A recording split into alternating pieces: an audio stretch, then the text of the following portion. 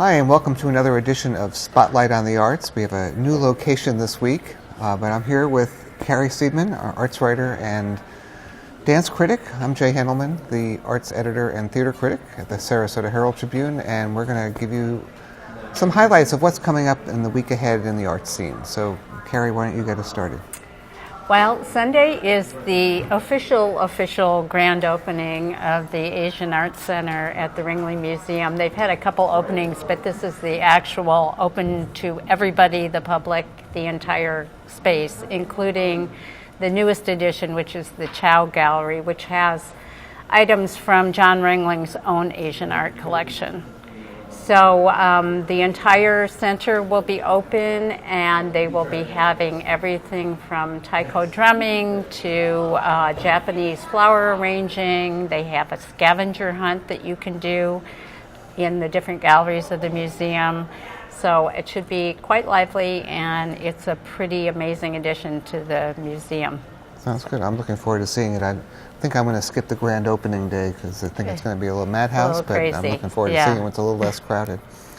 On the theater scene, there's a brand new play opening called Sweeter Than Justice by a guy named Robert Lipkin, who was an attorney and an insurance agent who's been writing for many years, and he heard a story 30, 40 years ago about a woman who got involved in a trial involving a mob boss in Philadelphia, and he's crafted a story about how this woman sort of put a bad incident out of her mind and then became a central figure in a murder trial.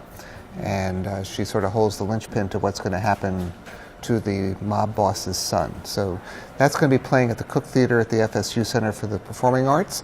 It begins on May 15th, and it's running, May 12th, and it's running until the 22nd. So you can check that out. And we have some new theater in town this weekend. The Harvey Milk Festival, which is known primarily as a music festival, has added a theater initiative this year.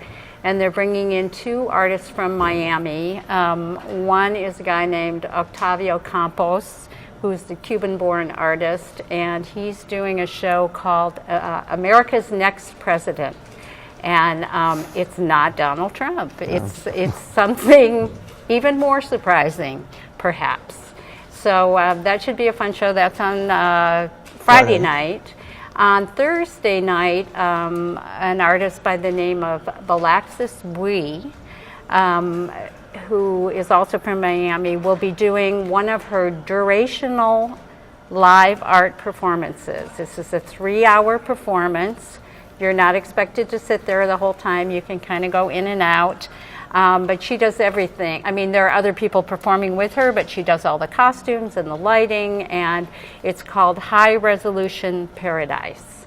And it is about her reaction to the South Beach LBGT scene kind of being wiped off the map by gentrification.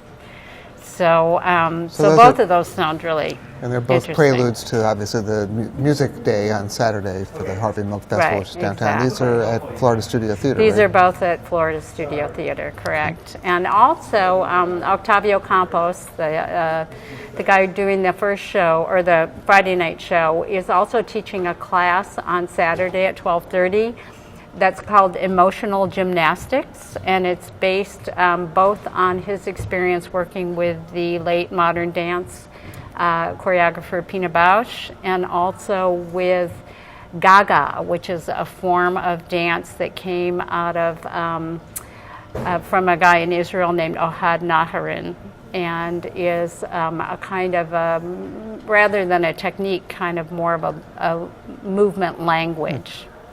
And if you're really gaga for Gaga, you can also take another Gaga class on Saturday morning. Sarasota Contemporary Dance and the Jewish Federation are collaborating, and they brought over a guy named Erez Zohar from Naharin's company. I guess he used to be with the company. He's not with them anymore, with the Bat Shiva company. And he will be teaching a Gaga class at New College on Saturday morning. Okay. I've never heard of Gaga before, so other than Lady Gaga. I have taken a Gaga class. It is quite an experience. One of the really interesting things about it is they do it in a room, they specifically do it in a room that has no mirrors, because it is very not Western dance, look at me centered. Right. And also, my experience was you cannot be in the room unless you are a participant. So if you're going thinking you're going to observe, be ready to dance. I think I know the answer to whether I'm going to be there or not. So, I am going to be down in Venice, at Venice Theater on next Tuesday for the opening of James and the Giant Peach.